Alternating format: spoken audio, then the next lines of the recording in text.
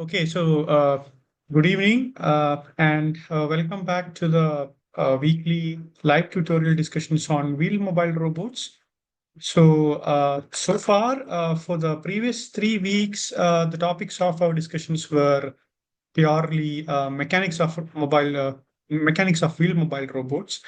So just to give a brief summary of what we discussed until week three, the first session was more or less an introductory week. The first week we basically covered all general robotic systems. Then subsequently we narrowed from robot manipulators and locomotive devices. We narrowed our investigations into mobile robots, and then we further went more specialized with uh, land-based mobile robots. And within land-based mobile robots, we had we ourselves narrowed it down to wheel mobile robots. And then on week two, we have actually studied the kinematic modeling of wheel mobile robots, and we specifically investigated developing kinematic models for wheel mobile robots having different configurations, different sort of wheel configurations. Like we have seen, different examples for holonomic robots and non-holonomic robots. What or how advantageous having a holonomic robot is. It basically can move in any sort of direction. Forward, backward, in lateral direction. It can even move diagonally. Whereas non-holonomic robots, their motion is more or less restricted. They cannot realize all 3 degrees of freedom simultaneously. Either you have to first control the positions, and then you have to realize the desired orientation separately, or vice versa. That was about week two. And we have also seen how to relate the individual wheel velocities of various configurations into the total velocity, or basically the velocity of the body fixed frame of references. And on week three, we have basically investigated deriving dynamic models for wheel mobile robots. So the basic thing is we have seen how to derive these equations of motion, or the governing equations of motion, using two approaches. The first one we call it as the Euler-Lagrange approach, where we use the change in potential energy to derive the equations of motion. And the other approach is the well-known Newton-Euler approach, where we use the momentum principle, or in essence, it's basically conservation of momentum to derive the equations of motion. Basically, these equations of motion is what defines the change of state of a mobile robot, or rather any robotic system. So if you supply, we have also seen two different kinds of uh, problems that we've been investigating in dynamic level. The first being forward dynamics, and the second being inverse dynamics. So it depends on what problem that you're trying to solve. Whether you are trying to control the robot, if you want to find out the actuation forces for a desired trajectory, that problem would be inverse dynamics. Or if you are only interested to simulate the robot, right? For instance, if you are giving in the actuation forces and you simply want to observe how the robot would move, that becomes a forward dynamics problem. We have seen all these sort of problems in week three. And if you have gone through the courses, the Professor Shantakumar has also provided, MATLAB simulations of both forward dynamics as well as inverse dynamic problems. And starting from week four onwards, we would be discussing, the aspects that makes the wheel mobile robot communicate with the external world. So for week four, we would be discussing about sensors. And on week five, we would be discussing more about localization. And on week six, we will be discussing, navigation strategies. So weeks four, five, and six are basically, handled by Professor Ashokan. I hope you have been seeing the lecture videos. So, yeah, without much more further delay, we would start with the contents of week 4, which is mostly based on sensors, mostly about sensors and perception. Uh, and we would be investigating in detail, what are the roles, what is the role of sensors, and what are the commonly used sensors for in a wheeled mobile robot. There could be multiple sensors, for satisfying a particular requirement or satisfying a particular constraint. And there is an elaborate set of classification that you can do upon the sensors, based on their mode of working, as well as their mode of applications. Okay, so sensing and perception. It all depends on what sort of tasks you are deploying your mobile robot for. So if you can take a look at this graph on the y-axis or on the vertical axis, we have this increasing order of task complexity, and on the horizontal axis we have classification based on whether the robot is teleoperated or we give fully autonomous control to the robot. And as you can see, for applications that require a substantial amount of task complexity, we resort to teleoperation or remote operations, right? Like, for example, if you consider tasks, if you want to replicate something that a human being is actually doing, uh, you know, probably in a factory uh, in a factory job, for example, in an assembly line of an automobile, uh, you know, even though the process is assisted by a robot, a human being will have to, place an engine into the chassis of the robot. It will be supported by a robot, but eventually, it'll be exactly placed by a human being. So, can a robot fully replace a human being in a task that is so complex? At this point of time where we are, it's almost impossible, right? For example, a human being is it's an extremely complex system. Uh, for example, like we have a lot of sensors. Like we have our vision. We perceive the external world through our eyes, through vision, to our auditory organs. We use our ears. We use our tactile sensors, which are our hands basically. Our entire body can be used as a tactile sensor, because the skin basically gives the tactile feedback of the external environment. And we process a lot of information, and we make decisions in an instant, with all the data that we are getting from the environment. We make decisions instantaneously. Whereas, for a robot, it's not that straightforward, right? Because it'll involve a lot of computations to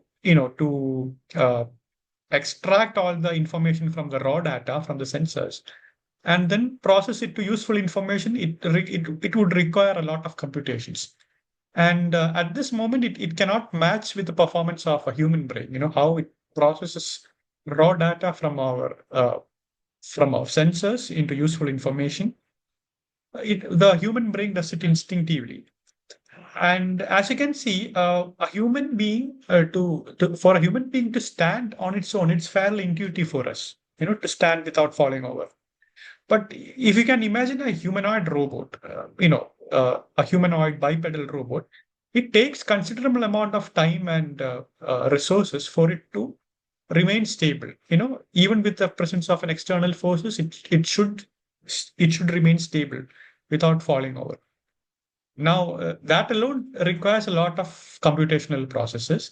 Can you imagine that, on top of that, on top of making itself stable, can you imagine itself doing extremely complicated tasks?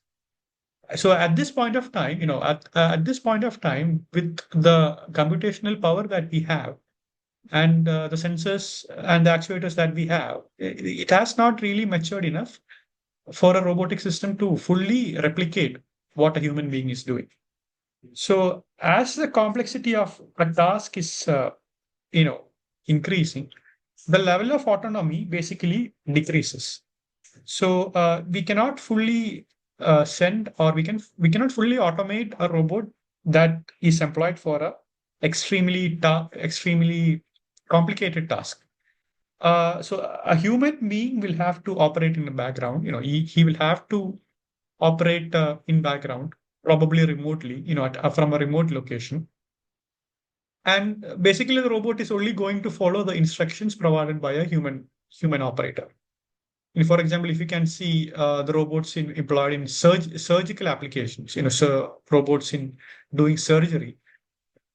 Robots are not doing surgeries on their own, right? You have a surgeon, you have a surgeon at the background or in a different room or even in a different location, doing giving intricate commands to a slave robot, and the master robot would be operating on the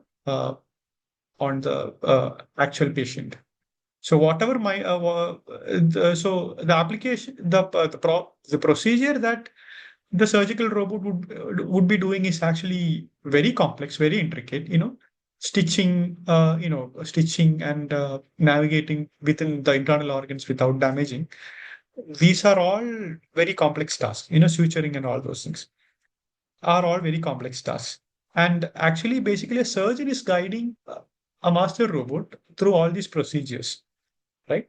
For example, some applications or some movements require millimeter or nanometer or micrometer level of order of precision. The surgeon actually can do that in a larger scale. The surgeon can actually move his hands or mimic the motion in a larger scale. In a scale that is comfortable for a human being. But the robot basically scales down. The master robot would basically scale down the operations done by the surgeon into a micrometer or a nanometer level scale. But the task or the process is still fully guided by the surgeon. So for complicated tasks, we resort to teleoperation. And for the task that requires that is not as complex, we can easily deploy autonomous robots. For with the level of or with the level of sensors and actuators that we have. Like for example, we can easily send an autonomous mobile robot for mapping an environment, or for warehouse purposes, or to simply grab a thing from a warehouse and report it back to the packing station, right? Because it's not a fairly difficult job, because in a warehouse environment, the floors are all very smooth. They are all engineered surfaces, so you can easily deploy a mobile robot that is far more easier to control than a bipedal robot.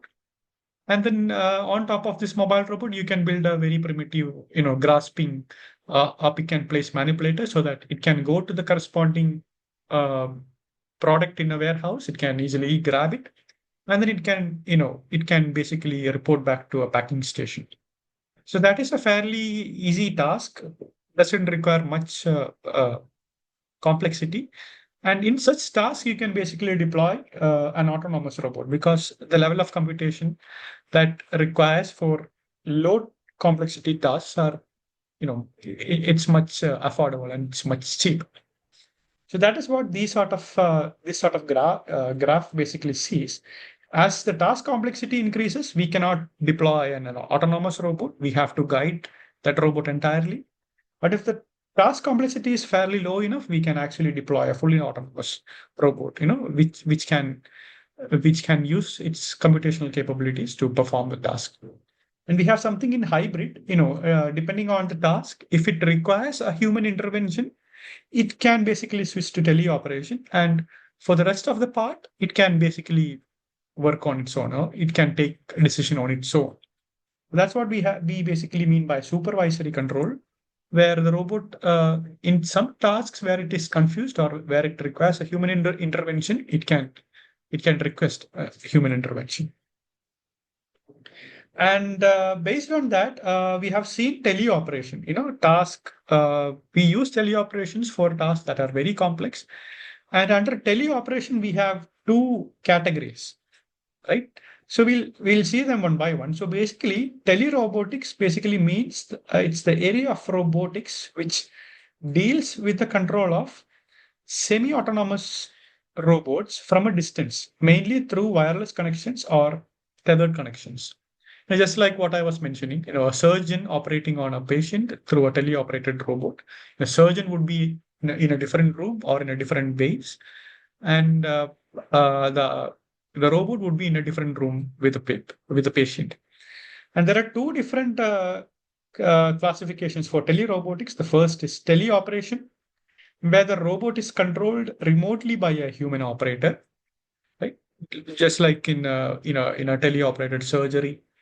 And the second is telepresence. It is to give a better sense of remote physical presence for communication and collaboration when one cannot be there in person. These days we have this people far away living in different countries. They can use this telepresence.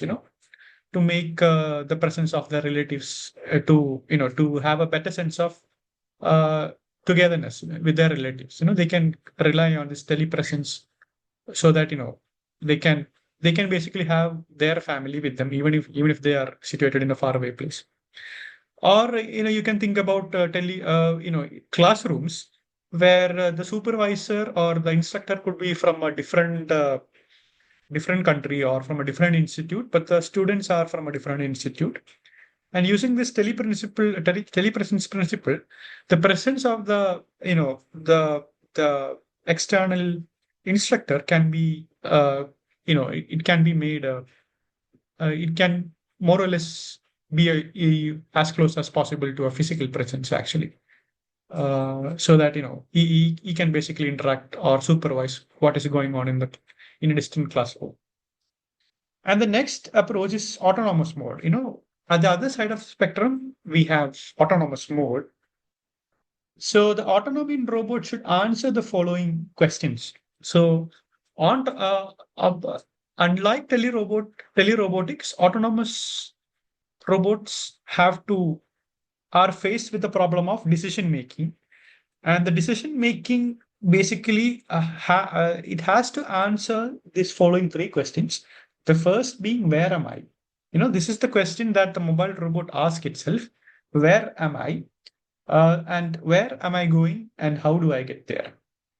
So initially, the mobile robot may not even know where it is. If you deploy a mobile robot in an external environment, it first need to figure out where exactly its position is.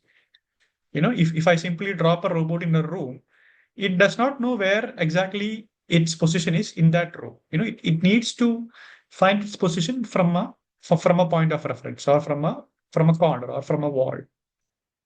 And then where am I going? It also needs to see where it is going or where it should be going. It should identify its goal position, and how do I get there? How can I reach from the start position to the goal position?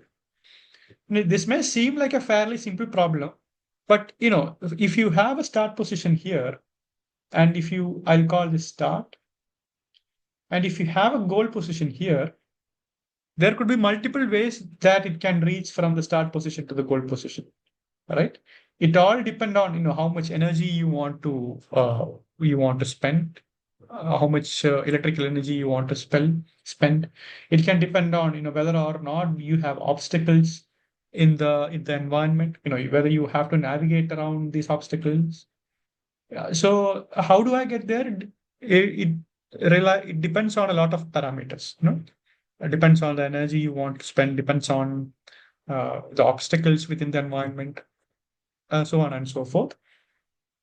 And these questions, these decision-making questions can be realized through these following steps. Or if you realize these following steps, you can basically give an answer to all these three problems.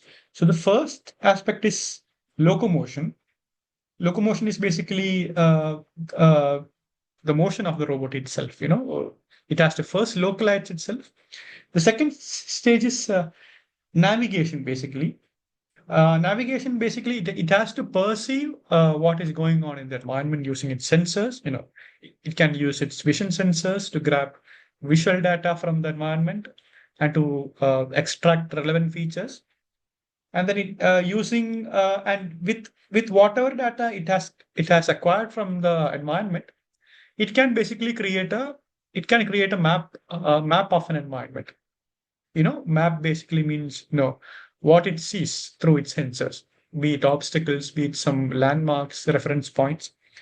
And once it has created a map, it can basically localize itself. It can identify its position within the map it just created. And once it has created a map, and once it is sure of its own position within the map, it can think of planning. It can think of planning to start from its start position and to reach its goal position. It can think of path planning, and once it has planned an optimal path, it can give commands to the actuators, so that it can basically move through the path. It can restrict itself within the path without straying away from the path. That aspect is taken care of by this motion control. Right? We will basically see about motion control after week 6. So for weeks 4, 5, 4, 5, and 6, we will be discussing these 3 aspects, and from week 7, we will be covering motion control.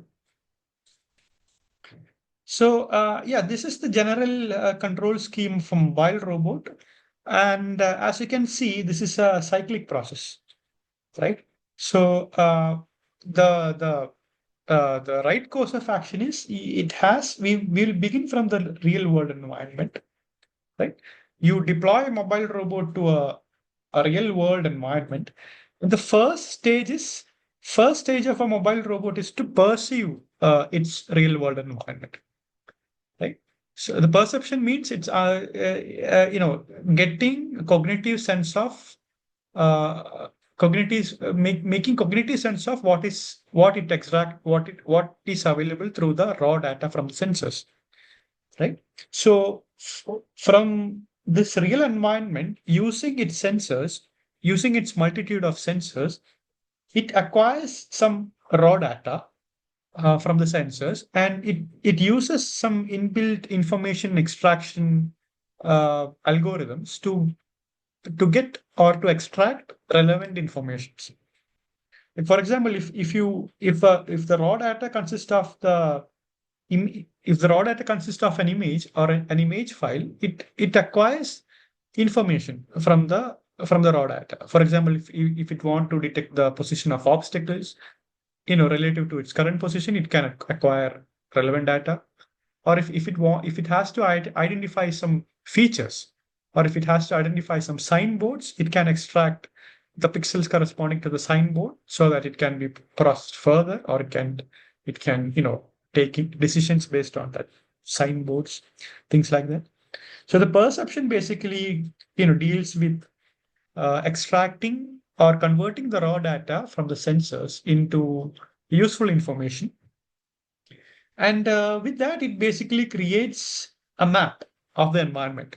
So like as the robot moves along the environment, it basically keeps on getting new information from the sensors.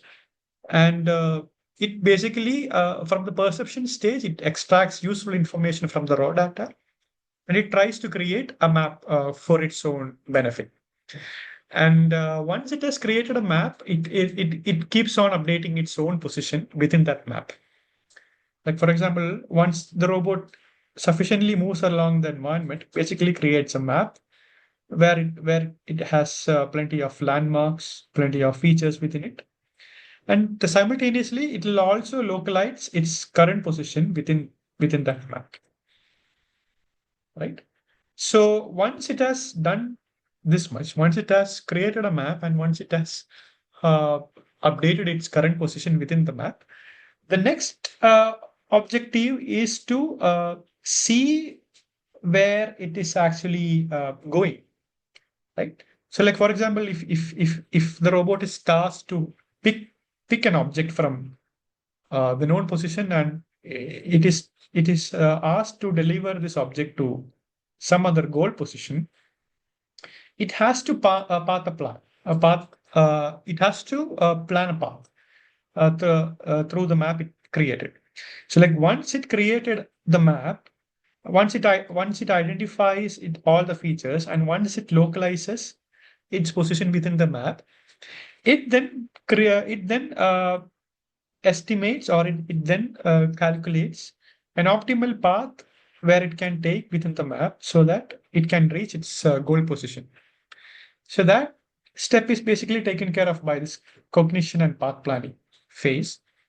Ideally it can go this path, it can go around this way, it can go this way. It has multitude of possible paths are available, but based on a criteria or based on our requirement or our preferences, uh, which we give, it basically identifies an optimal path so that it can reach its goal position. And once it has identified its optimal path, the next process would be the motion control, right? So the path would be fed into a motion control. So the path from the start position to the goal position can be characterized by, its position, its velocity, and its acceleration as a function of time. And once you translate the path into the trajectory coordinates, you can feed this trajectory coordinates to a motion controller, and the motion controller would give the corresponding inputs to the actuators, right? Motion controller would receive this as inputs, receive the trajectory as inputs. It would make some computations based on the dynamic model that we are giving into the motion control. And from the dynamic model, it will determine how much input it should be giving into the how much input it should be giving to the actuators. So yeah, then it would give some commands to the actuators.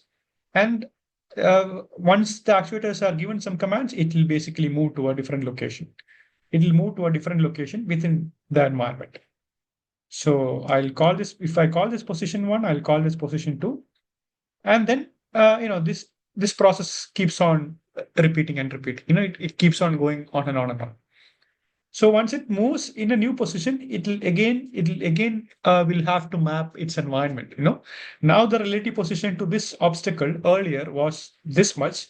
Now that it has moved to the second position, it'll make new measurements, right? It'll make new measurements to the obstacles within an environment, and then it'll update its map, and it'll update its current position, right? And it will also update everything. So like this process goes on and on and on cyclically until it reaches its goal position, right? So that is the general idea of the control scheme of a mobile robot. And for this week, we would be mostly covering the topics regarding perception, or the tools that we use for perception. And in the subsequent weeks, we would be covering, these aspects. For week 5, we would be covering localization and navigation in week 6. And on week 7, we would be we would be dealing with the design of motion controllers. So yeah, now that we have established that perception is what we would be interested in this week, what is the definition of perception? So perception is nothing but the process by which people translate sensory impressions into coherent, unified view of the world around them. So this basically applies to us human beings. By definition, this is something that we can relate to ourselves. Like by touch, by vision, by uh, auditory sensations, we can basically perceive what is going on in our environment. And from those sensors, we basically uh, perceive our next course of action, or our movement, any all these sort of things. That is what perception is all about. Converting the raw data from the environment into useful or meaningful information. So how does the system, how does the perception work from the context of a robotic system? So first it basically begins extracting or begins getting data from the sensor. So if you consider these as sensors, any sort of sensors, it basically extracts data from the sensors. What it gets is probably a raw data. And the raw data could be riddled with noises. It could be corrupted with due to external noises or due to some external disturbances. Whatever be the case, what we are getting is some raw data.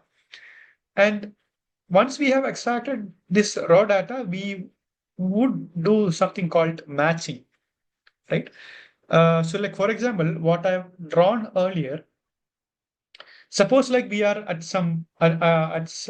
we are at this initial phase, and we have already created this map, right? We actually know, the relative location of each of these obstacles using the sensors.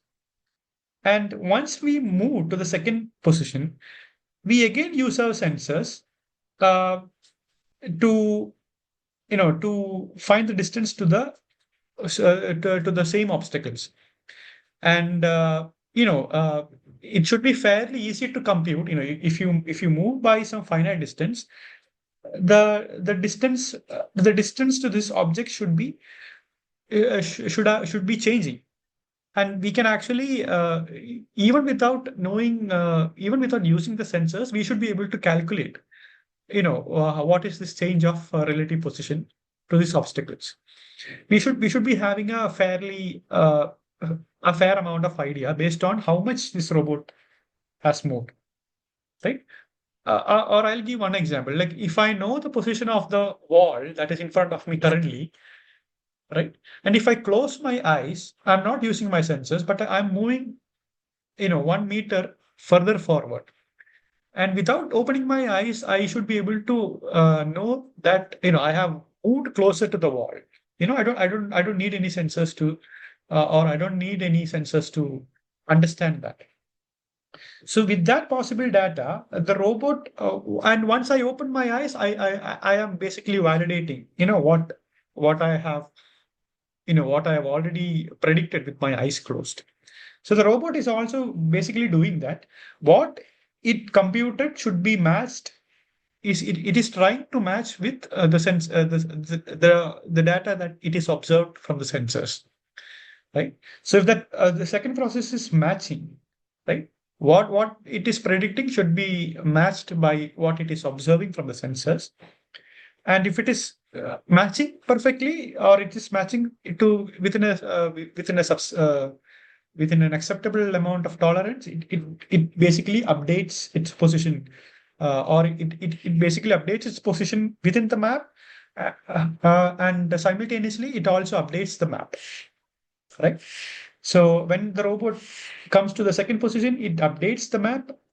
It probably gets new features, where it was not able to perceive in the previous step, and it will also update its position within the map. So that part corresponding to this updating, and then it basically integrates the model. It basically integrates its model, what the model, what it already had or what it already created. It'll incorporate new features or new things that it was able to see in the subsequent steps, and it will basically update its model. It will have its new model, right? So now that it has an improved model, it does is it predicts, you know it predicts what it should be seeing first when it moves further. Just like what I said, if I close my eyes and if I move forward, I should be able to predict, my relative distance to the obstacles near me. So now that it has a model, it'll predict its its relative position and its relative orientation with all the features within its map or within its model. And then it using its sensors, using the newly acquired data, it will try to match. So this process goes on and on and on and on. Just like how a human being also goes. So that is what this perception step is all about. It's a continuous process of acquiring the raw data from the sensors. It updates its model, and at the same time, it predicts using the model, it tries to predict, what it should be seeing in the subsequent steps, and then it validates its prediction with, whatever information it is getting from the model. Okay, so that is about perception, and the sensors are basically used for perceiving the environment. And now we move on to classification of sensors. So there are two different classification of sensors, two important classifications. So the first one, we classify them as proprioceptive sensors or exteroceptive sensors. This is the first classification.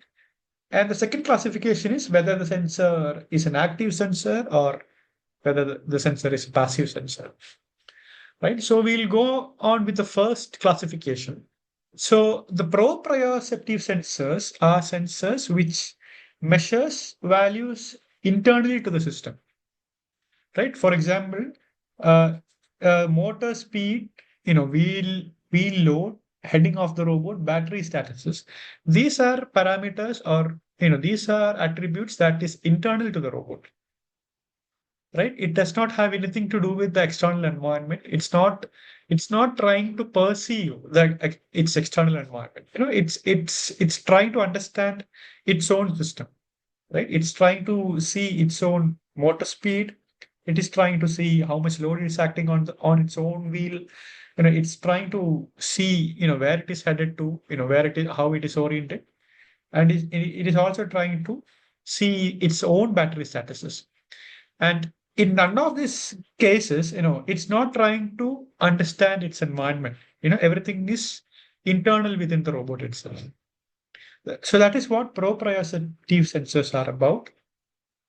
And the second type is exteroceptive sensors. These are the sensors that grabs information from the robot's environment. Earlier it was within the robot. Now exteroceptive sensors are used to acquire information from the robot's environment. Like for example, distance to the objects within the environment, intensity of the ambient light, and and probably other unique features from visual data. All these things are attributed to environment, and exteroceptive sensors are something that acquires or are sensors that helps the robot to perceive the external environment. And the other classification is active and passive sensors. So passive sensors utilizes energy coming from the environment. So there are some sensors which utilizes energy from the environment. We don't have to provide any power supply for the working of the robot, right? So if you don't have to power any external power source, such sensors are called passive sensors. And there are several sensors that require external power source for the working of the sensor itself. Such sensors are called active sensors. So, for example, they emit energy and measure their reaction, and they offer much better performances, but still leave some influence on the environment. Since they are emitting energy, there is a chance that they could interfere with the environment. There could provide some bias. It could provide some interferences within probably some other environmental factors. For example, if you consider an ultrasonic sensor or an ultrasound sensor, it'll basically emit an energy, and based on the distance to this object, it will be reflected back. And using the reflected wave, it basically tries to calculate its relative position to the receiver or to the obstacle. So it has to emit an energy in the first place, and for a sensor to emit an energy, it has to provide. It has to be supplied a power source. So that makes it active sensors.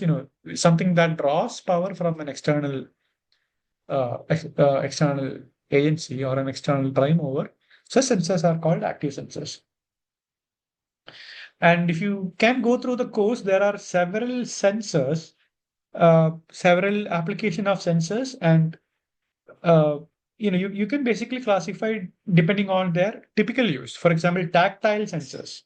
There are different varieties of tactile sensors, and within this tactile sensors, you can basically classify them to be proprioceptive or exteroceptive, or whether they are active or passive sensors. And these tactile sensors, they are used to detect physical contact or proximity to external objects. That is what the purpose of tactile sensors are. And these are the examples, contact switches or bumpers. These are examples for tactile sensors.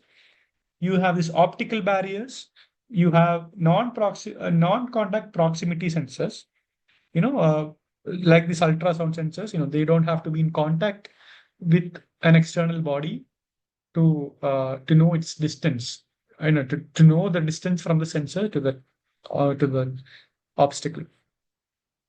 And these contact switches and bumpers, they rely on contact. They can only uh, uh, yeah, to really know whether the sensor or whether the body is in close proximity to an obstacle, it has to first be in contact with that obstacle. When it has to come and touch that obstacle, then only that sensor will be able to work. And since it is something that is attributed to the external environment, it is actually trying to see how close it is to an obstacle within the environment. It is an exteroceptive sensors. And since it relies on external contact, it's basically a passive, it's basically a passive sensor. Something like this piezoelectric sensors, you have to first apply some pressure to induce some voltages into those sensors. You don't have to apply any external power. You are only required to apply some pressure onto these sort of sensors. And whereas non-contact proximity sensors, you apply a beam or you apply some sound wave, and based on the time it takes for it to travel and to get it reflected back, the sensor actually estimates, the distance to the external object. So that makes it an active sensor because it has to emit some sound wave. But these are all exteroceptive sensors because tactile sensors are something that acquires or tries to understand the environment. So all of them are exteroceptive sensors, and depending on the sensors, it could be either passive or it could be either active. And then there are motor sensors, wheel sensors used to estimate how much rotations each wheel has actually made, or what is the speed of the wheels, what is the current real-time speed of each of the wheels. That is very important to simulate how the mobile robot is going, or how to simulate the trajectory of the mobile robot. It has to estimate its wheel position.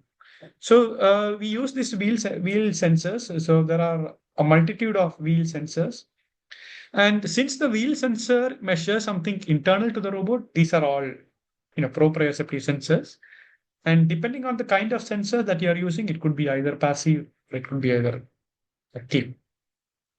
Then we have heading sensors, which basically tries to see in which direction it is going, or whether it is inclined, to measure its relative inclination or its relative orientation within its plane. All these sort of things. You have a multitude of sensors.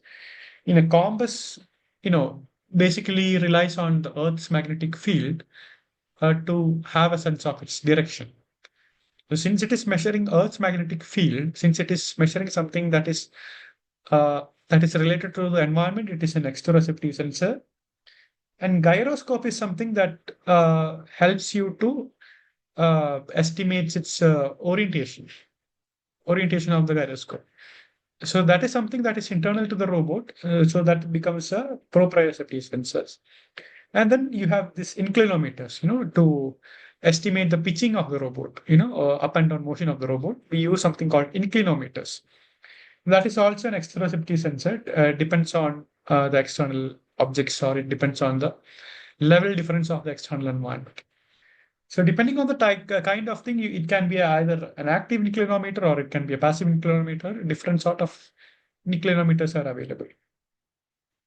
And then there are beacons actually, for localizing the robot. It can use different, like for example, if you have different beacons within its environment, and this is your mobile robot, and depending on the signal it receives from each of these beacons, the robot can accurately estimate its current position, right? GPS is one such examples, right? It acquires signal from various satellites, and then it will pinpoint the receiver can pinpoint its own location uh, based on uh, based on the signal it is receiving from a multitude of satellites. And there are similar systems for for estimating its own position. So these are all externality sensors. It relies on relies on signal that is coming outside from the robot, from a satellite or some things like that. And it all deals with sending and receiving a signal. So in that regard, they all are active sensors. And then you have this ranging sensors to estimate its distance to some certain objects. Then you have motion sensors, right, to accurately estimate the speed of a body that is moving, moving away from us or moving towards us, or moving with a speed that is relative to a robot. So we have sensors called this Doppler sensors, which uses the Doppler effect to accurately calculate the speed of objects. We are all familiar with the Doppler effect. If a sound emitting source is coming towards us, you perceive the frequency increasing as it come towards us, and as soon as it passes away from us, you can see that the frequency of the sound coming from that object to be decreasing. In a fairly easy example is if an ambulance is coming towards us, you can actually hear the frequency of the siren increasing. And when the ambulance moves away from us, you can actually hear the frequency of the siren decreasing. And like based on that frequency, you can accurately estimate, how much the velocity of that ambulance, whether it is coming towards us or whether it is going away from us. And you can also estimate the velocity of the ambulance just by measuring the frequency of the sound. And then you have this vision sensors that you can use the CCD or CMOS cameras to acquire visual or raw pixel data from the environment, and then use it for feature extraction and you know to perceive the environment or to map an environment. Oh, okay. And that is about the general classification of sensors. Now, I would like to talk about this some criteria that characterize the performance of sensors. Right. So if you want to compare a sensor to a similar sensor, if you want to select a sensor, it has to be based on some criteria, right? If you want to say, this sensor would be much suitable for my application, how would you do that? You do that based on whether or not the sensors satisfy some performance specifications. So what are those performance specifications? We are we'll cover that now. So the first thing is something called dynamic range. It's basically the ratio between the upper and lower limits, usually expressed in decibels. Like for example, if you are talking about a Doppler sensor, it has to have a lower limit.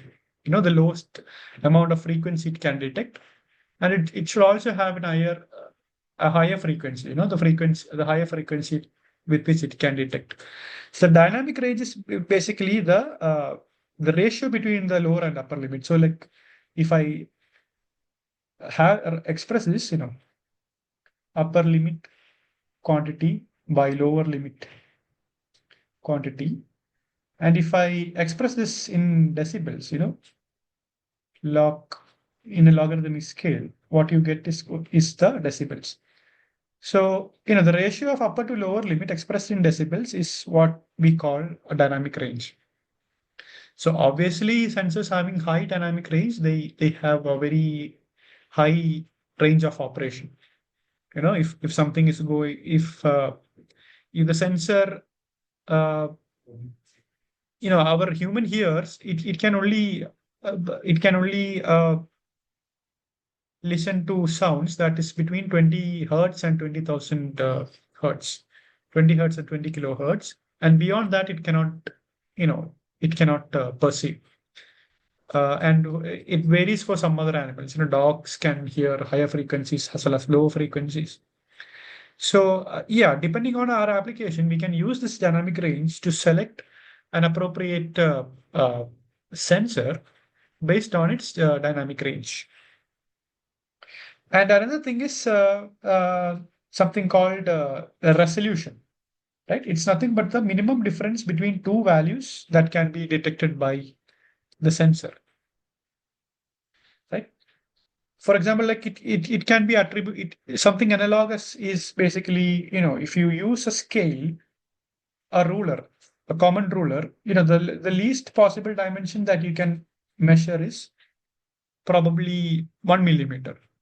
You cannot measure anything between 1 millimeter. But if you are using something with higher resolution, if you're using a vernier caliper, you can probably measure something that is as small as zero point 0.01 millimeters or zero point 0.02 millimeters. And that also depends on the resolution of the sensors. If your sensor is, if it has high resolution, it can detect very small values.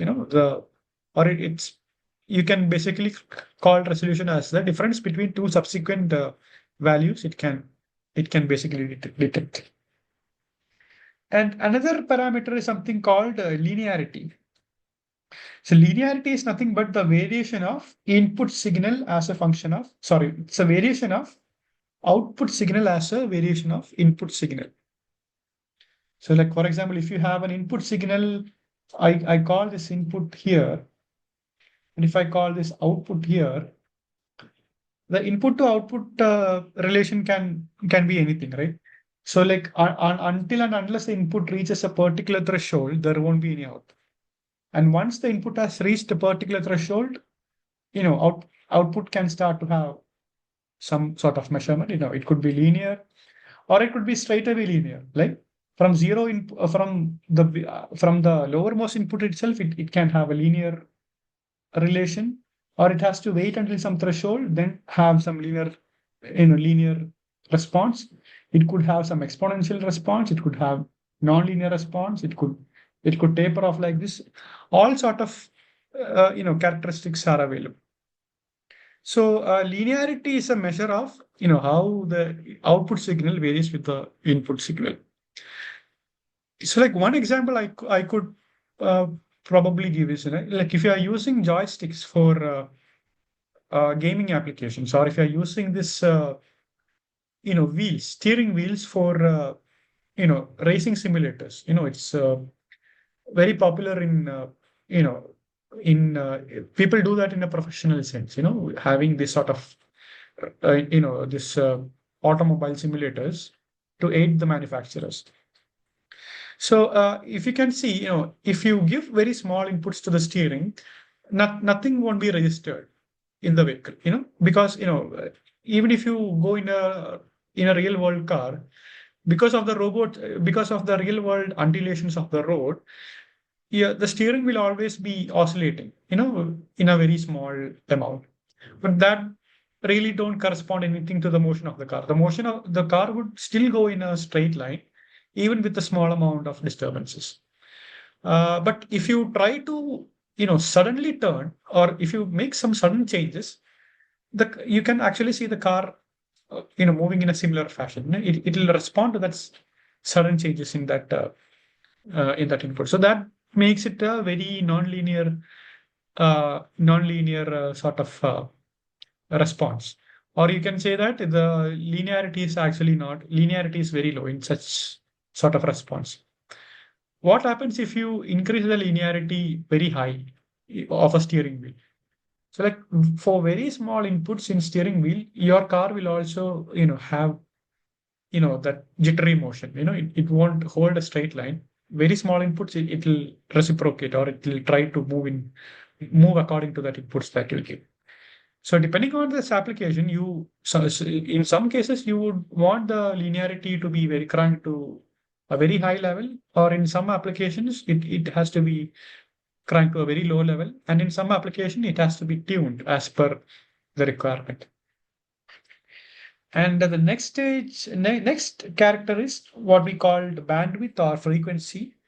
So it's fairly easy. It's the speed with which the sensor can provide a stream of readings, right? So like, it's, for example, if the sensors would only give you this discrete data, right? For example, if you want to measure the speed of the robot, if this is how the speed of the robot varies with respect to time. So I'll plot this in the time axis and this as a speed. In real time, or in reality, this is how the speed basically varies. But the robot can only give you the readings in fixed set of intervals, right? So if the bandwidth is high, the gap between the subsequent readings would be very low, right? So depending on the bandwidth, you can have or the speed at which the sensor can provide a stream of readings, it can also vary. So that is basically characterized by something called the bandwidth. So the upper limit usually depends on the sensor and its sampling rate. How fast the sensor can sample from the environment. So if you are trying to measure something that is very dynamic, or if you are trying to measure some characteristic that varies very rapidly or at a very high rate, you need to have a sensor with very high bandwidth or very high frequency.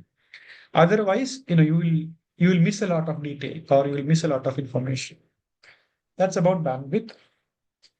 And the next thing is what we call sensitivity. So it's nothing but the ratio of output change to input change. So, uh, typical example is like if you are measuring something, if you are measuring some quantity with a sensor, this quantity is actually reliant on multiple parameters. Multiple parameters. Like for example, if you are trying to grab a photo, or if you're trying to, take a photo, the quality of that photo relies on a lot of aspects, right? It relies on uh, the exposure levels, the lighting, the lighting of the scene, or the lighting of the environment. It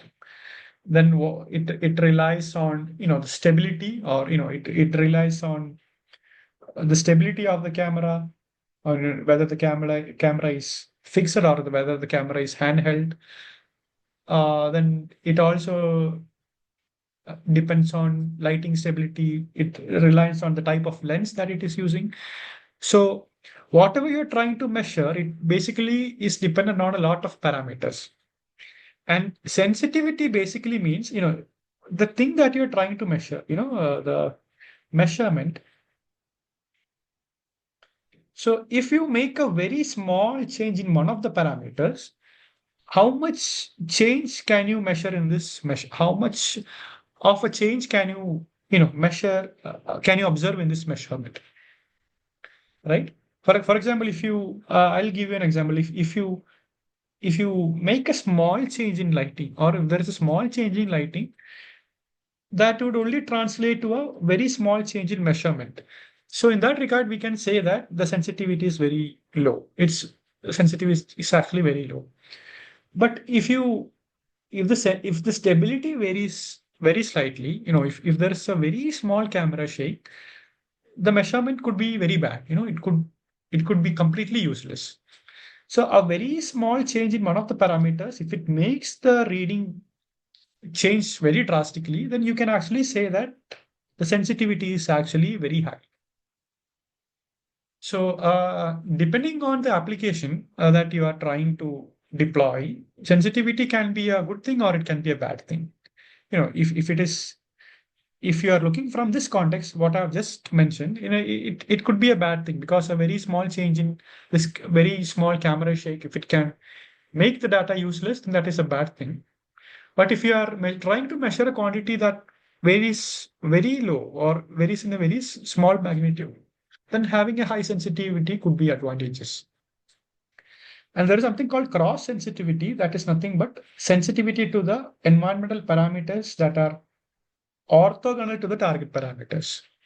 And if you're trying to measure something, uh, and due to the other parameters or due to the things that you're not interested, due to the influence of that thing, parameters that are orthogonal to the target parameters, your, the parameters that you're trying to observe may be corrupted.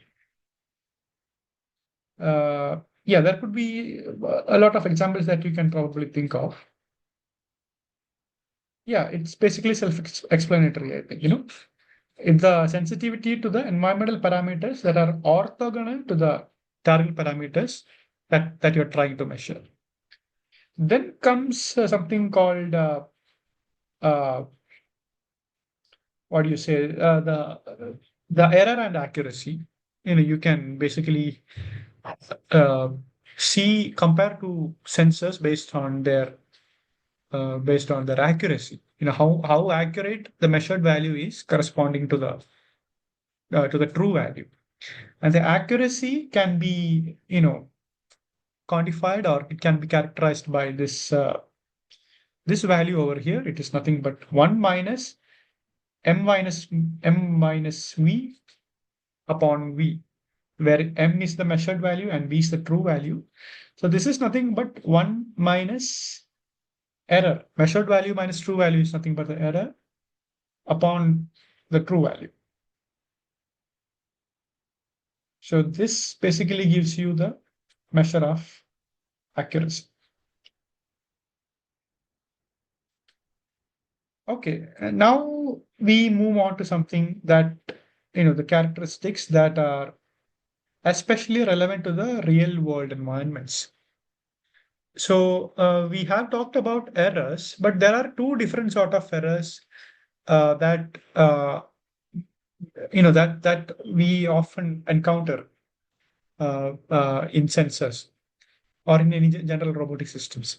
So the first one is called systematic errors, uh, which is a deterministic error. It is we can exactly predict how much systematic errors we have in the system, or in a way we can actually model. We can basically model these sort of errors uh, uh, using some mathematical tools. And for example, these are caused by the factors that in theory can be modeled. For example, calibration of a laser sensor or distortion caused by optic of a camera. And if you are using big lenses or lenses with big focal lengths, there is something called this chromatic aberration where the corners of the lenses can be distorted. You can rectify it to some extent using proper calibrations. Things can be properly calibrated. Like for example, if you have a differential drive robot like this, right? And if you have two wheels and two wheels for a differential wheel robot, and if I give equal angular velocities, uh, omega, omega 1 and omega 1 in equal direction for both of these wheels, we expect the mobile robot to move in this forward direction, right? But what happens if this wheels fabricated are not, if the wheels are not fabricated in the exactly similar? For example, if I'm trying to hand fabricate, if I'm trying to fabricate it with my own hands very, very crudely, this the left wheel could be smaller and this wheel could be, larger because I'm doing very, because I'm very doing very crude fabrication. So the velocity would be a1 omega 1. So since a1 is smaller compared to this a2 omega 1, the velocity of this wheel, velocity of the left wheel would be smaller, and the velocity of the velocity of the right wheel would be larger. So even if we are giving equal inputs or equal angular velocity to the two wheels, the mobile robot would, move like this, because of the difference in the wheel radius. We expect the robot to move forward because we are giving equal inputs, but the robot is moving like this. But we can eliminate these errors because like once we have fabricated these wheels, we can accurately measure it. We can basically measure the diameter. We can basically measure the diameter using some vernier scale or some tool.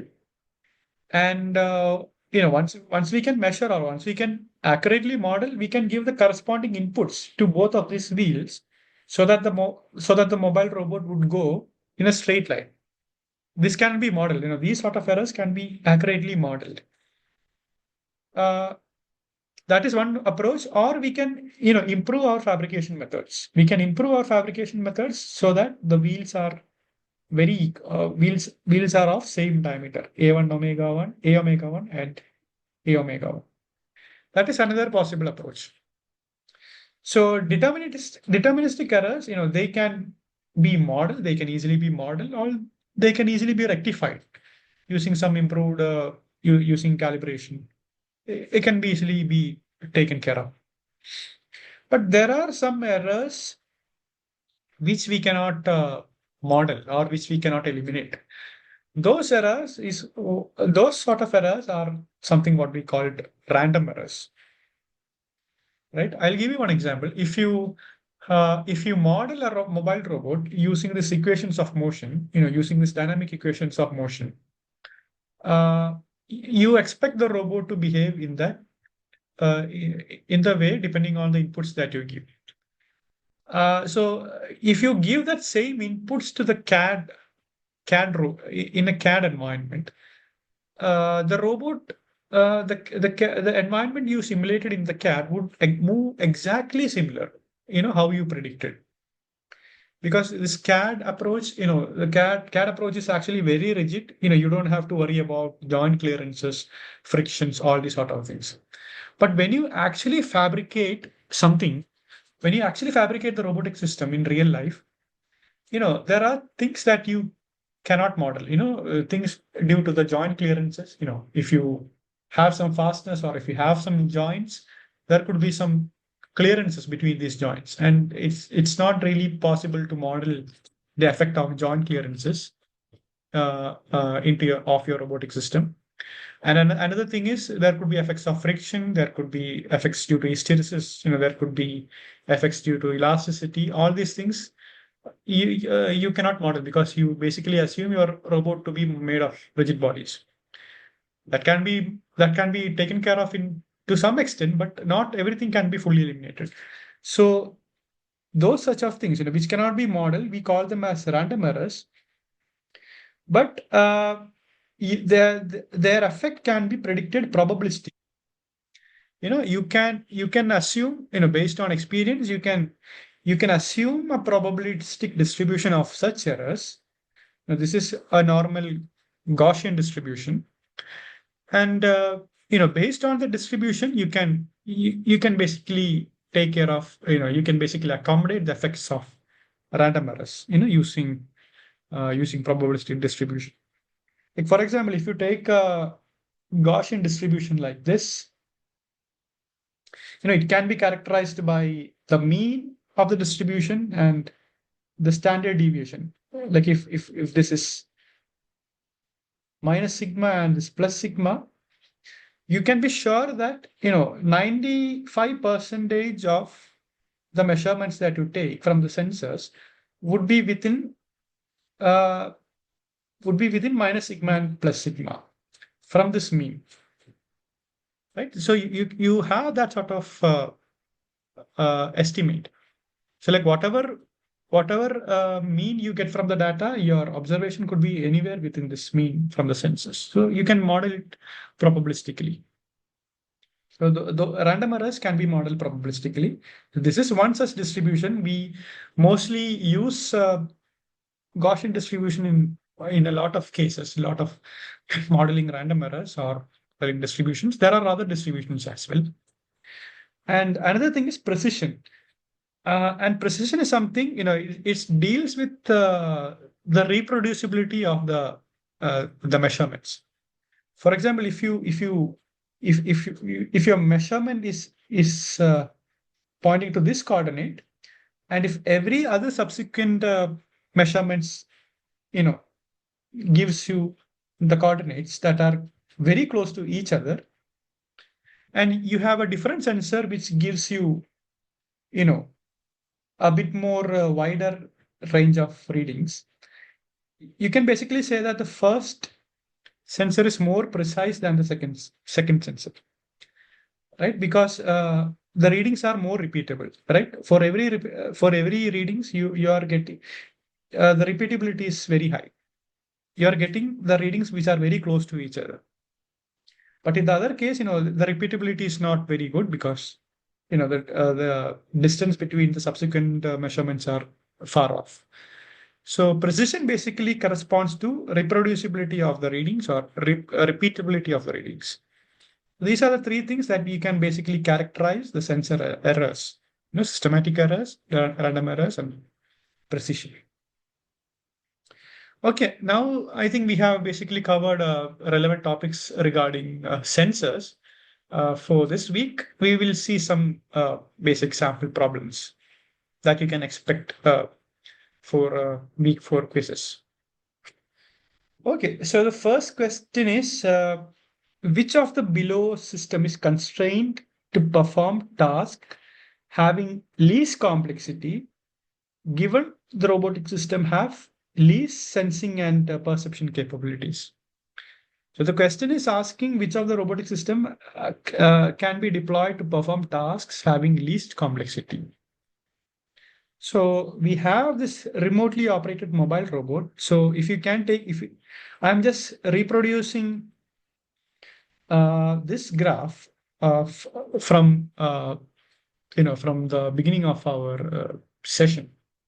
As you can see, we use remotely operated or teleoperated mobile robots for tasks that are of very high complexity, right? So remotely operated mobile robot, we use this for uh, very high, very complex tasks. And teleoperated surgical robots, we also use that for tasks that are very complex, because surgery itself is inherently very complex. So very complex task. An autonomous mobile robot. So as we have discussed in the previous slides at the beginning of this session, we have seen that we deploy autonomous systems because since we are limited by our computational capabilities and our sensors, we deploy autonomous systems when the task complexity is very low, right? So autonomous underwater mobile robots, we deploy them for tasks that are low complexity tasks.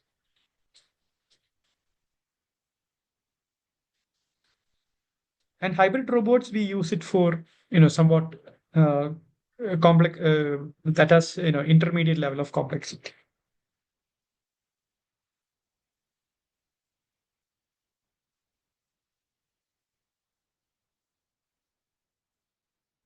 So the question asks which of these following systems can be deployed to perform tasks having least amount of complexity.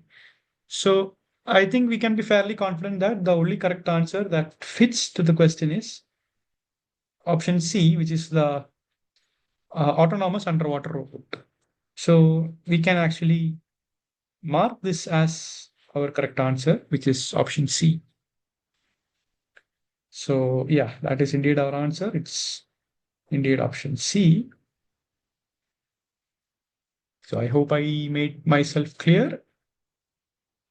All right. So now moving on to question two. The question basically says the process by which people translate sensory impressions into coherent and unified view of the world around them. Right? Choose the process for which the above statements suits the best. So we have seen that this statement is by definition, uh, it's basically the definition of perception actually. You know, the process by which people translate sensory impressions. So we use our sensory organs. We use our eyes for uh, visual inputs. We use our ears for auditory inputs. We use our entire skins for tactile inputs. Right. So by which people translate. So we use our sensory organs to receive stimulus from the environment, and our brain basically extracts useful information from the stimulus obtained by the sensory organs, or the stimuli obtained by the sensory organs or organ, and extract useful information from all these stimulus to create a unified view of the environment around us. So that by definition is basically what perception is all about. So that I hope we can all agree that perception is the right fit for the statement that is given above. Yeah, so this is what we were discussing. We have basically seen a loop that keeps on going and going. From the real world environment, we begin from the real world environment. From using the sensors, we'll try to perceive from whatever is we observe from the sensors. We try to extract the relevant information from the raw data from the sensors. And once we have perceived the environment, we'll create a map of the environment. That is this stage. And once we have created the map, the robot, or we try to localize ourselves, or we try to find our position within the map, right? So once we have identified our position within the map, then we will try to see, we'll try to see where our target position is. That is where, the position global map, we will translate our goal position into the map. And once we have done that, we will basically uh, we'll figure out an optimal path. We will figure out an optimal path to the goal position using some algorithms, depending on the obstacles that you have, or depending on the energy that you want to consume. And once you have identified the correct path, then you would feed the optimal path into a motion controller, the optimal path in terms of position, velocity, and acceleration. You would provide that into a motion controller. And the motion control would give this input to the actuators, so that the mobile robot can do some effect on the environment. So the effect of the environment of a mobile robot is the motion of the mobile robot itself. Right? We have seen this definition in the first session itself. For mobile robots, the effect on the environment is the motion of the mobile robot itself. And what imparts this effect? The actuators of the mobile robot impart these effects, onto the environment. And the effect is nothing but the attractive force, that the wheels apply on the mobile robot. Yeah, so we can all agree that the correct answer is indeed perception, because this statement is by definition, or the statement is what defines perception, and it does so in a very precise and an elegant way. Now, moving on to question three.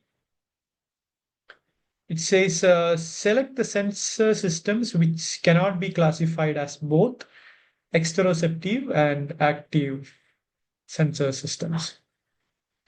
So like we have in the previous slides, we have seen how to classify the sensors. We have basically two classifications. The first classification one was whether the sensor is exteroceptive sensor or whether the sensor is proprioceptive.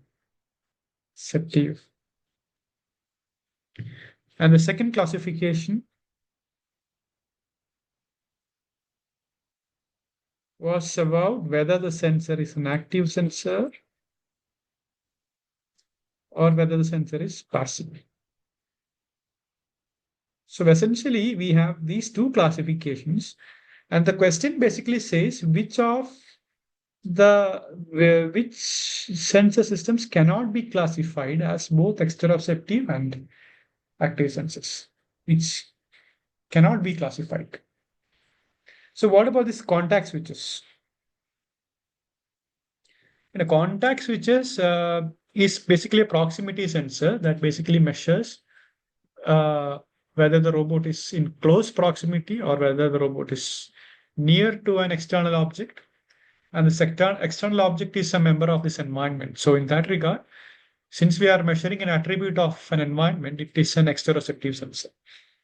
So this is an exteroceptive sensor. And switches basically relies on the contact between the two bodies, or the contact basically applies some sort of pressure onto the sensor, and that creates some potential difference. And we are measuring that potential difference to establish whether contact has been made or not. So we don't need any external source to power up the sensors. The contact itself will provide the sufficient amount of energy or amount of the parameter that we are trying to measure. So in that regard, this is a passive sensor, right? And what about non-contact proximity sensors, such as these ultrasonic sensors? This non-contact proximity sensors, again, proximity sensors is an exteroceptive sensor because we are trying to measure the proximity of an obstacle that is part of this environment. So again, that is an exteroceptive sensor. But since this is a non-contact sensor, it has to emit a wave, or it has to emit a wave or a sound wave, and based on the time for it to get reflected back, based on the time it takes for the wave to come back to its own receiver, the sensor basically estimates the distance. It basically estimates the distance to the obstacle without making any contact. So due to the fact that the sensor has to emit some sort of an energy, it has to draw some energy from an external source. So that makes it an active sensor. So non-contact proximity sensor is an active sensor. Now, what else do we have? We have this it's not optimal, it's optical actually. It's optical barriers. Optical barriers, like it's basically ground-based beacon. We have already explained this. For example, if we have probably multiple beacons within the ground, and based on the signal that we receive from each of these ground-based beacon, we can basically determine the position of the robot. So again, it is measuring something external because it's receiving signals from the robot is basically receiving signals from the external environment. So again, that makes it as an exteroceptive sensor.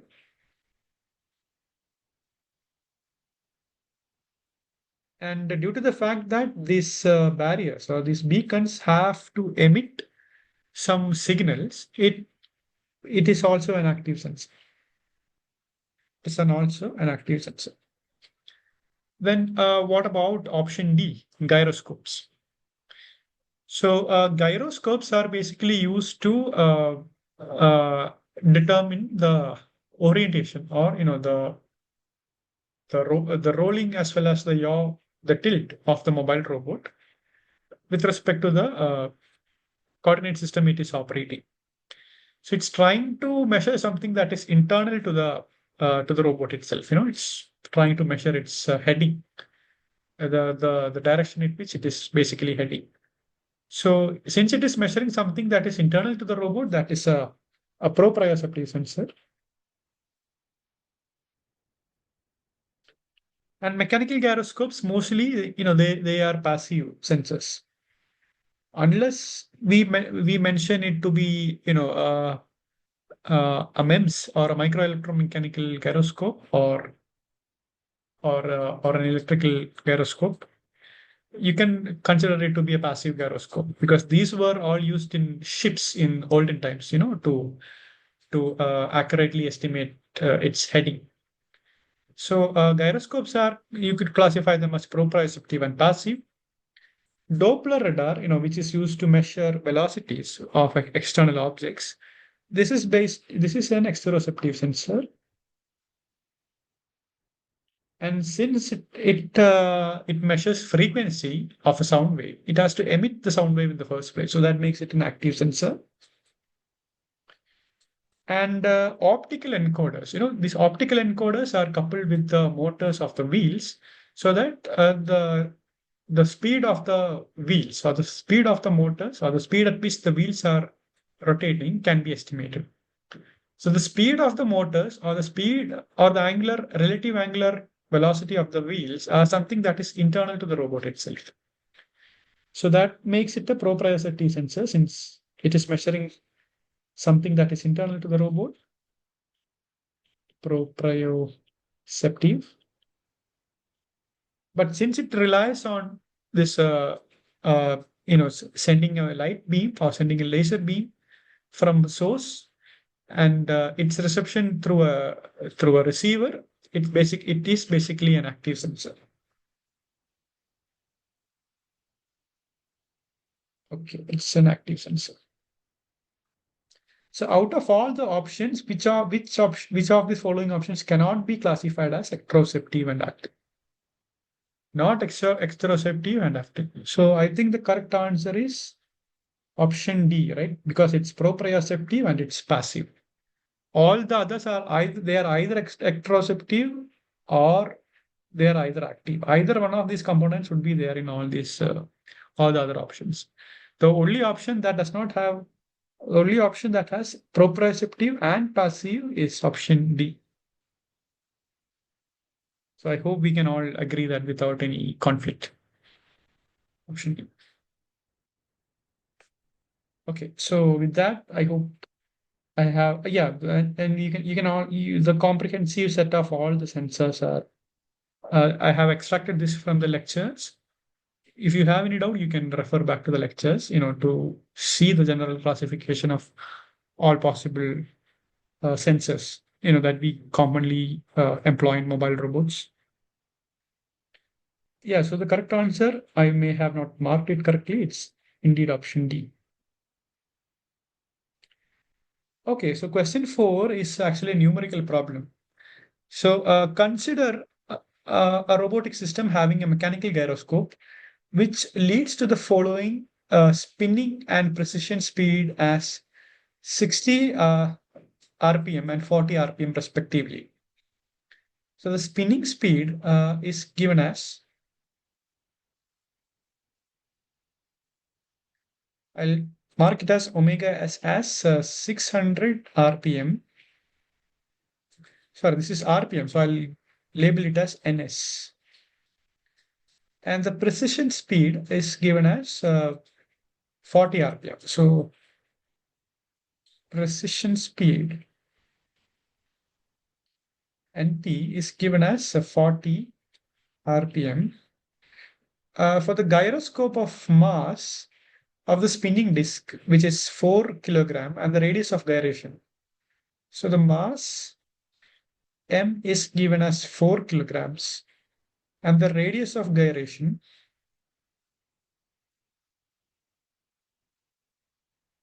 I'll label it as K is given as 30 millimeters. Find out the reactive torque in Newton millimeters. Reactive torque in Newton meters. So I hope you can basically identify what is the difference between this the spinning speed and the precision speed. Like for example, to give a elaborate example, if you consider a spinning top, so if you consider this to be a vertical axis, and I'll draw a top like this. I hope it is fairly clean enough. So this is a top, a spinning toy top. And the top, this is the axis of symmetry of the top. And the top can spin about its own axis with a spinning speed that is given as ns. And if you can recall, if you spin a top, due to the effect of its weight, acting in the downward direction, the on top of the spinning about its own axis, the top will also have a rotation about this vertical axis, right? The top will keep on moving like this, and even initially at the beginning the top would be vertical, and after a while, after some time, it starts to take radius bigger and bigger and bigger, and eventually the top will fall down, right? So the speed at which it precesses about this vertical axis, we call this as omega NP, the precessional speed, right? So the thing is that if you try to disturb a spinning top from its axis, it exerts a reactive torque, right? Because of the angular momentum in this direction. It resists any change in this direction. This is the whole principle of a gyroscope, right? If you have a gyroscope and if you try to change its orientation of this gyroscopic gimbal, multi-axis gimbal, the axis of rotation would still, it would still remain in the same direction. But the orientation of that entire housing changes. Like even though the orientation of the entire housing changes, the axis still remains the same. And that's the same in this case, if the top is spinning with a constant angular with an angular velocity, if you try to disturb its axis, it would still remain the same. And in doing so, it exerts some reactive torque as it tries to maintain its position. And that reactive torque is actually given by this expression. Reactive torque is I omega p. I omega s omega p, where omega s is the spinning speed and omega p is the precision speed. And I is actually the moment of inertia.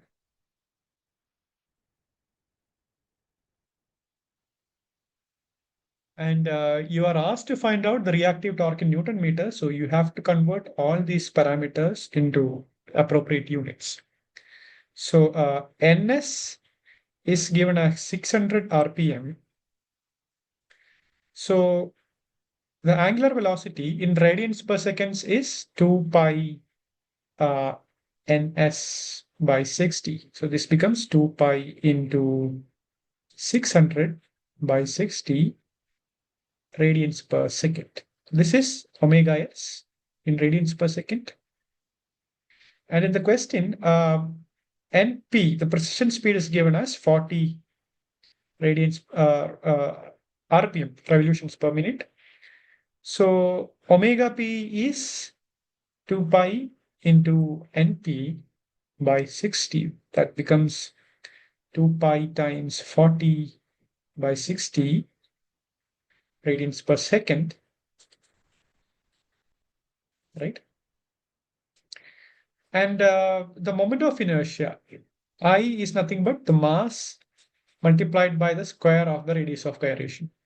So the mass is given as 4 kilograms multiplied by, you have to convert the millimeters into meters. So it becomes 30 by 1000, 30 millimeters by 1000 millimeters per meter whole square, right? So this tau, if you substitute everything into I omega p, you will get it as 4 into 30 by 1000, the whole square multiplied by 2 pi times 600 by 60 times 2 pi times 40 by 60. If you substitute or if you plug in all these numerical values and if you evaluate this expression, you will get the value of this reactive torque in newtons per meter. That is something that corresponds to the reactive torque, due to the contribution of the speed at which the top is rotating or the speed at which the disk is rotating about its own axis, as well as due to the precisional motion that the disk is executing. So if you plug in the values, you will get the numerical results to be 0.946 Newton meters. That would be your answer. Maybe you can expect similar questions. You can probably expect similar numerical questions for the weekly quiz. Yeah, so the answer is indeed, somewhat between 0.93 and 0.95, up to, rounded up to 2 decimal places. Moving on to question 5. Which of the following sensors are not incorporated in an inertial measurement unit for measuring the 6 degrees of freedom position and orientation of the system? So this inertial measurement unit, or IMU in short, it is used to measure the linear as well as radial accelerations. So basically, you can employ this gyroscopes in 3 directions to estimate its orientation or to estimate its heading, right? The roll, pitch, and yaw coordinates. So gyroscopes would be part of inertial measurement units for orientational measurements. And you would also require accelerometer, to measure the accelerations in all 3 directions, X, Y, and Z directions, the linear accelerations. And like once you integrate the accelerations, you will get velocities. And once you further integrate it, you will get the positions. So IMU basically comprises of gyroscopes and accelerometers. And the other two things, the other two sensors are basically not really part of IMU, optical encoders. Optical encoders are only for determining the wheel velocity or the angular position of the wheels. And vision sensor is an exoreceptive sensor, used to perceive the external environment visually. So here we have 2 correct answers, option B and option D. These are the subsystems or the following subsensors that we would employ in an IMU. So that is indeed the correct answer. Options. Okay, so I probably have made the wrong choice. The question asks which of them are not incorporated. Not incorporated. So obviously these are incorporated, and the sensors that are not incorporated are optical encoders and vision sensors. They are not part of IMUs. They cannot be used for determining headings as well as accelerations in all 3 coordinates. So in that regard, options A and C are the correct answers. Question 6. The minimum number of satellites required in a global positioning system. or in a GPS system. Is it 2? Is it 3? Is it 24? Is it 4? So if I would, this is an excerpt that I've taken from one of the lectures of Professor Ashokan. So basically, a GPS system includes 24 satellites. 24 satellites plus three spares. If one of the satellites goes out of operation, one of the three would replace those going out of operation. And they orbit the Earth every 12 hours, once every 12 hours at a height of 20.190 kilometers. So basically, how it does operate is that four satellites are located at in each of the six planes inclined 55 degrees with respect to the plane of Earth's equators. And the location of any of the GPS receiver is determined through time of flight measurements. So we require four satellites or information or signals from four satellites to exactly locate the position of a GPS receiver, right? Because a single satellite, based on the time of flight of from a single satellite, the position can be anywhere within that sphere, right?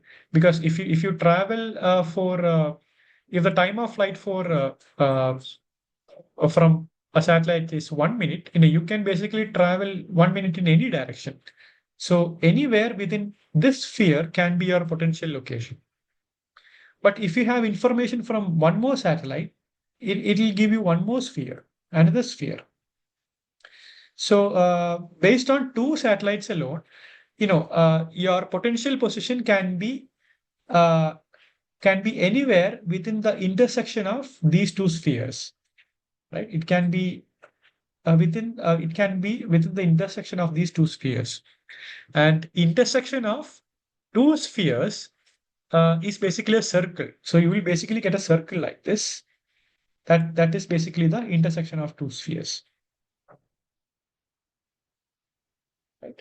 And you need one more sensor, one more satellite. If you have information from one more satellite, you will get a third sphere, basically. So a third sphere, intersection of three spheres would give you your location to be anywhere within 2 points. It could be 2 points, 1 point and here and 1 point here, which is the point of intersection of all the three spheres, right? It could be either here or it could be either here. And you also need one more satellite to narrow it down to either of one of these points or the correct location. One of the locations could be in Earth, one of the locations could be in space, or it could be in some other place. And if you have data from one more one more satellite, you can make an exact prediction of your exact location of the satellite. And the fourth satellite can also be used to uh, for for the time synchronization, basically, because time is also a variable when we talk about satellite, because uh, the time of all the four satellites have to be synchronized, because one satellite could be sending a signal at one instant, other satellite could be sending a signal at a instant, and the receiver at the Earth can only receive. It cannot communicate with the satellite. So, the time at which each of these satellites send a signal is a matter of concern, right? So if all the satellites send simultaneously, then it's not an issue, because you can use the same reference time to calculate the distance. But if you are receiving the signal from different points of time, that the perception of time of that receiver is pointless. So for that, you need a fourth satellite to make the time synchronization. So that makes pinpointing of that location out of the final 2 points, the location of that final exact correct location possible using four satellites. Yeah, so this is just a summary of what I've explored. 2 points are determined by the intersection of points of three spheres. intersection of three spheres corresponds to 2 points. Thus, the three satellites are needed to get your position if somehow the binary point ambiguity can be resolved. Okay, a bigger problem is between the time synchronization between the satellites and the receivers. You can use the fourth one for the synchronization. Thus, in general, you need four or more satellites. So the correct answer is the minimum number of satellites that you require is actually four to exactly estimate the position in the Earth. And question 7, it says a floor cleaning robot is placed at a position A and it detects an obstacle at position B with the help of an ultrasonic sensor. So this is a fairly straightforward problem. You have a floor cleaning robot like this, at position A, and you have an obstacle at position B. So it has an ultrasonic sensor. So the sensor values are as follows. The speed of wave propagation is 340 meters per second. So the speed of sound in the medium is 340 meters per second. And the time of flight is 0.04 seconds. So this floor cleaning robot will have a transmitter and a receiver together, right? And the time of flight corresponds to the time for the transmitted signal to go from the emitter to get reflected from the obstacle and then reach back to the receiver, right? So the total time of flight is given as 0.04 seconds. So this corresponds to the to and fro distance, to and fro. Find the distance between A and B, right?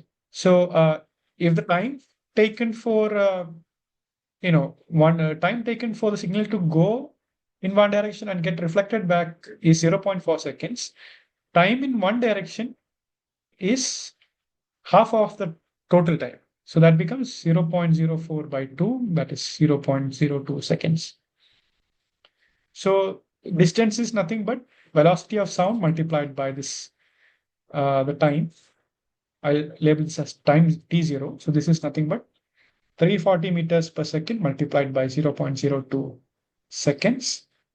This is 0.68 meters between, sorry, it's 6.8. 6.8 meters between the robot and the obstacle. So you can, label the answer to be, you can mark the answer to be 6.8, rounded up to two decimal places, or 6.80 meters, rounded up to two decimal places. And moving on to question 8, dash is a method that is used for controlling a robotic device remotely by a human operator. Is it telepresence, autonomous operation mode, navigation, and teleoperation? So like we have seen two different cases, which is teleoperation, where a human being or a human operator basically uses a slave robot fully controlled or fully supervised a master robot, such as the ones that we use in robotic surgery. Surgeon fully controls the motion or the nature of the surgical robot, fully under the supervision of the surgeon. And under this teleoperation, you have this remotely operated robots or remotely operated robots, and you have this scheme called telepresence.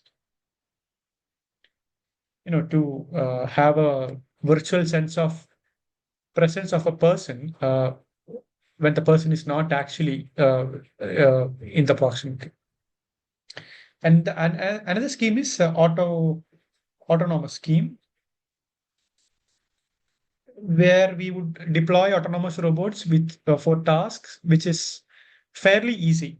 We cannot deploy autonomous robots for very complex tasks because we are limited by our sensors and actuators.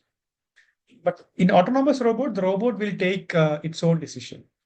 Autonomous itself basically implies that the robot is capable of making its own decision and fulfilling the tasks that we are giving basically. So like we'll give some high level commands into the robot to the robot, and robot makes its own decision so that it can actually realize the tasks that is being given. Whereas in teleoperation, a human being or a human operator will have to intervene at each and every aspect. So the method that is used for controlling a robot remotely by a human operator, that is by definition, is teleoperation, and all the other option does not fit to that definition. Okay, that is indeed the correct answer. Moving on to question 9. Which of the sensor performance characteristic fit the following definition? So dash is the minimum difference between two values that can be detected by the sensor. The minimum difference that can be detected by. It's nothing but resolution, right? Because this is what we use in our day-to-day lives. We require everything to have a very high resolution, or the smallest distance between the two measurements that a thing can actually make, it should be as small as possible. Minimum difference between the two values that can be detected by the sensor. So if a sensor has a higher resolution, it can basically detect very small values or very small changes in the parameter that it is trying to read.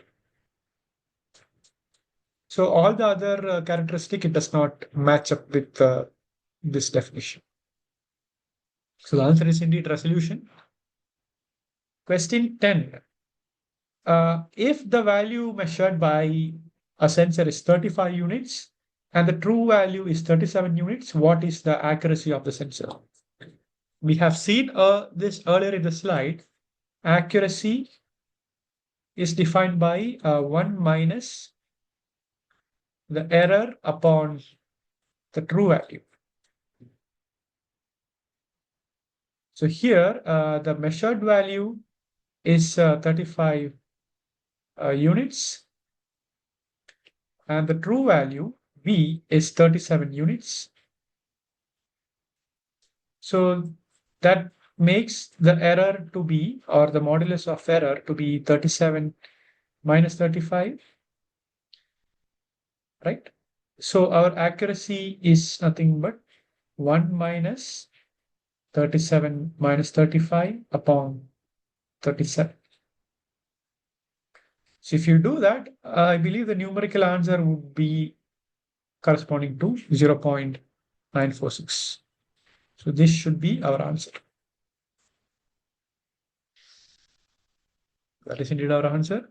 And moving on to the final question of our session, it's something related to this sensors or the Doppler sensor or something that is used to measure the speed of an external object using the principle of Doppler effect. So the question says, the siren of a police car emits a frequency, a wave of frequency 1200 hertz. So I'll depict a police car like so. So it has a siren on top of it, which emits a sound. I'll label it as F0 as 1200 hertz. So the police car is moving with a constant speed of 30 meters per second away from the stationary observer. So this is moving away from the observer. So I'll label this as Vs, or the velocity of the source, because you can consider the police car to be the source which emits of a wave of frequency 1200 hertz. This is 30 meters per second. And we have an observer here, actually, observer looking at the direction of the police car. So the observer or the V receiver has zero velocity. It's stationary. And the police car is actually moving away from the observer. So then the question asks, what does the question ask? What is the frequency of the siren the stationary observer will hear? So it will basically hear a frequency that is lower than the actual or the original frequency, right? So like as the police car moves away, the frequency gets larger and larger in this direction. But if an observer is in this direction, it will get higher and higher frequencies. This is the principle of Doppler effect. So mathematically, if f is the frequency that is perceived by the observer, the ratio of f to f0, this is the observer frequency, and at the denominator we have the true frequency. So this ratio is basically given by the relative the relative speed of the receiver Vr upon the relative speed of the source, right? This is nothing but the speed of receiver relative to the medium upon speed of source relative to the medium.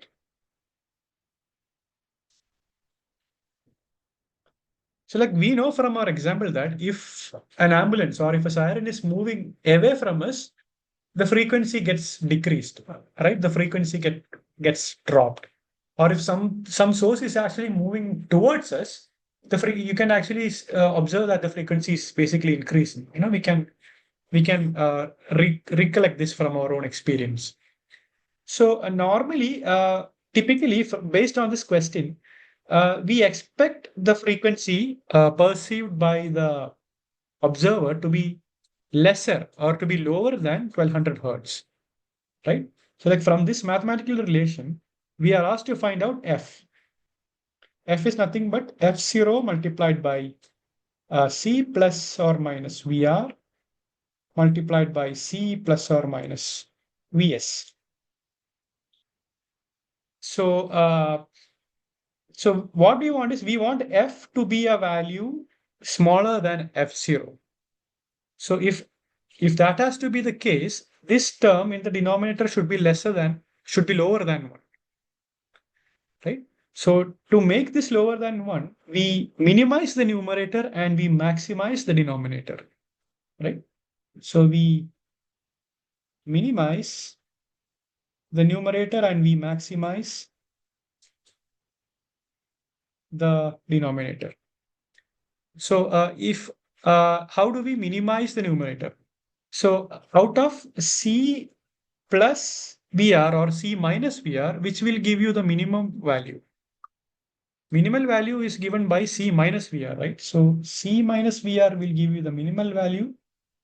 And if you want to maximize the denominator, C plus Vr gives you the maximum value, right? C plus Vs will give you the maximum value compared to C minus Vr. So if you substitute all the values given in the question, Vr is basically 0, right? Because the observer is stationary. So C is given as 340 meters per second. So this becomes 340 minus 0 by 340 plus 30. 30 is the speed of the transmitter or speed of the police car. Then we multiply this by 1200. right? So in that regard, our answer would become, I think the right answer is basically 1102. If you plug in this numerical value, 340 upon 340 plus 30 multiplied by 1200, the correct answer is going to be 1102. And logically, these two answers should not be correct, because from our experience, we know that uh, if a transmitter is moving away from us, the frequency of the sound gets decreased, right? So logically, the answer could be either this or this. And from our numerical example, the answer is going to be 1102. So let's check the answer. So yeah, this is basically the explanation that I have given. This is, I believe, taken from Wikipedia based on Doppler effect. Yeah. So this is pretty much the summary of what I have just explained. The F by F0 is nothing but the speed of the receiver relative to the medium upon the speed of the transmitter relative to the medium. So the answer is indeed 1102 hertz. And yeah, that's it for today's session. I have no more points to add. We have basically covered a summary of the topics that we have discussed in week 4 lectures. And we have also solved 11 sample problems. So I hope this would be beneficial for solving the tutorial quizzes. I have nothing else to add. So if there are no more questions, I will wrap up this session.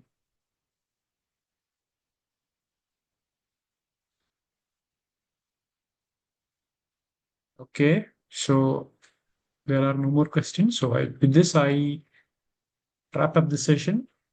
Thank you for joining. We will see next Thank you, week. sir. Thank you.